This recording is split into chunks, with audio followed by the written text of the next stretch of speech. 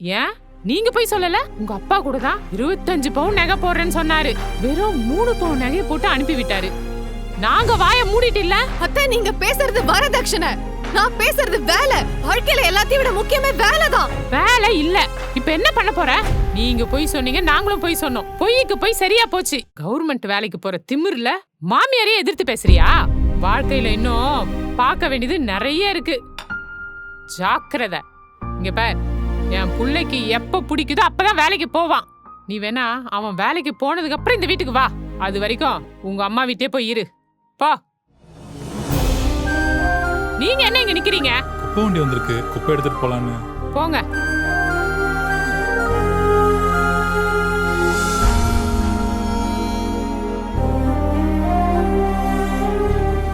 நீ கவலைப்படாதம்மா, உன் நிலைமை என்னன்னு எனக்கு நல்லா புரியுது. எல்லாம் தலை விதி. சின்ன வயசுல அவன் நல்லா படிச்சிட்டு இருந்தவன்மா. இவதான் அவனுக்கு செல்லம் கொடுத்து கொடுத்து கெடுத்து வச்சிருக்கா. அப்புறம் நாங்க சொன்ன எல்லாமே பொய் இல்ல.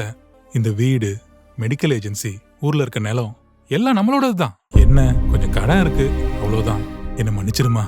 புள்ள தருதலையா இருந்தாலும் காலகாலத்துல பசங்களுக்கு பெத்தவங்க பண்ண வேண்டியதை பண்ணித்தானே ஆகணும். அதனாலதாம்மா இந்த பொய் பித்தலாட்டத்துக்கு நானும் உடந்தையா இருந்துட்டேன்.